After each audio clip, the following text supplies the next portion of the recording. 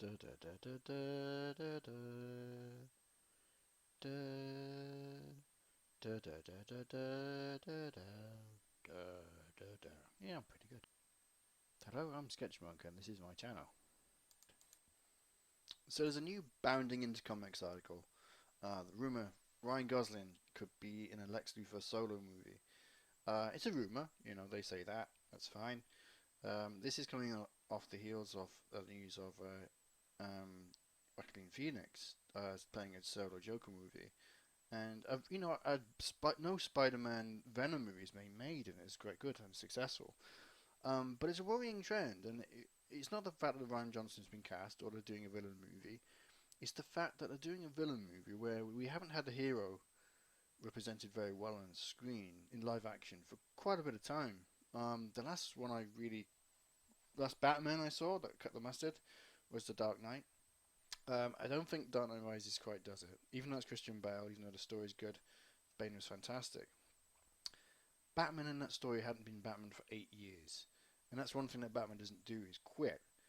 And it really bugged me in the Batcave because the Batcave is really very nicely presented. It's got the Bat computer, Bat technology, everything, Bat pencil sharpener, whatnot. But he hasn't used that stuff.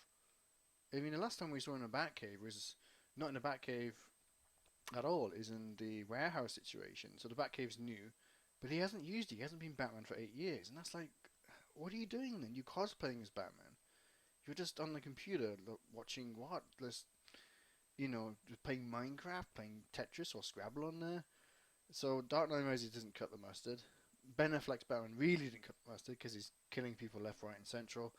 And he has this line in it that really bugs me. He's like, if there's the smallest chance that Superman isn't evil, then we have to treat it as 100% certainty. Well, if that's the case, why don't you just kill Alfred? He's got your secret. He can easily spill the beans on who you are. So if there's a remote chance that he might, tell the whole press and the whole world you're Batman, why don't you just kill your butler? It's like, well, it makes little sense to me at all. That always bothered me. And Superman was just moping around.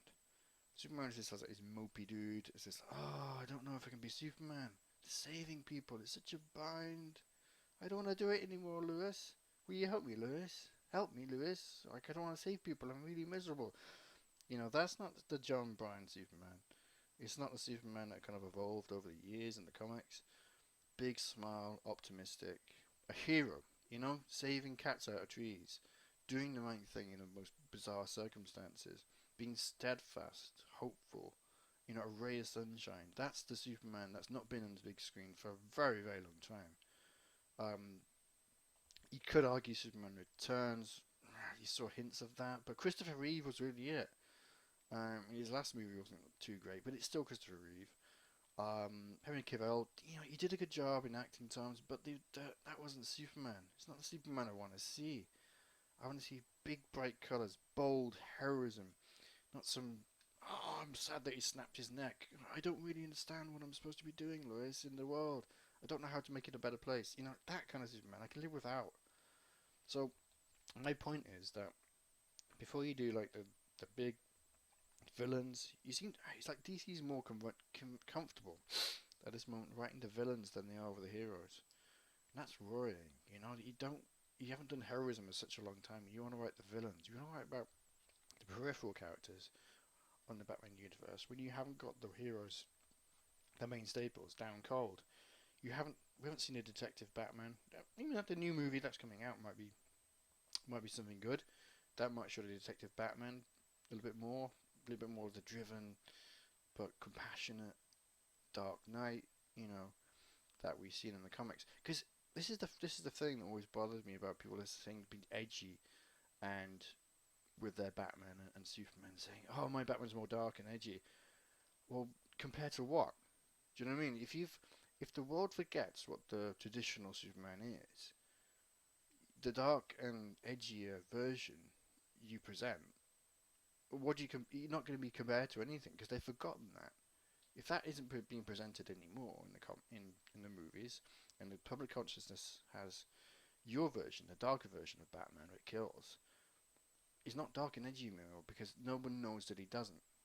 No one knows that the Neil Adams Batman, that the kind of the staple Batman that's just a detective, has a detective story every week and punches the villain every week. You know, has a bit of compassion to him. Tries to get out, tries to turn this tragedy that's in his life around into something that's positive. If you don't see that Batman for such a long time, your dark and edgy Batman is not going to resonate. It's not going to be anything new because that's what people are going to be thinking is the norm. That's what people expect. So what are you doing with these characters? You've really got to be careful. And it's not up to you to kind of like push this envelope with, like Killer Superman, Killer Batman as well. So, you've got to be careful with the characters because they've been handled well for decades. Some things that are gone by the wayside. He wasn't Superman couldn't jump, couldn't fly in day one. He had to jump. He fought villains of the week, but then they kind of sorted things out. Same with Batman. He did kill in the beginning in the early comics, but they kind of ironed that out, and it becomes part of the mythos that he doesn't. And you want to throw that away, you got to be really careful you don't chuck out the baby with the bathwater. So I'm not really excited for these new standalone villain movies. It feels as if DC is more comfortable writing villains now than there are the heroes, which worries me. With the Venom movie with no Spider-Man in it, that was a bit of a strange situation. But legally, they couldn't use Spider-Man, so I'm ready to let that one go by. But yeah, having a Lex Luthor movie with no kind of bread and butter Superman, or Superman that's totally off, that's not to do with the comics and not the mythology, and then you do a Lex Luthor movie or a Joker movie when you haven't really presented a decent Batman in quite a long time, in my view. That's really a problem for me. That's what I'm getting at.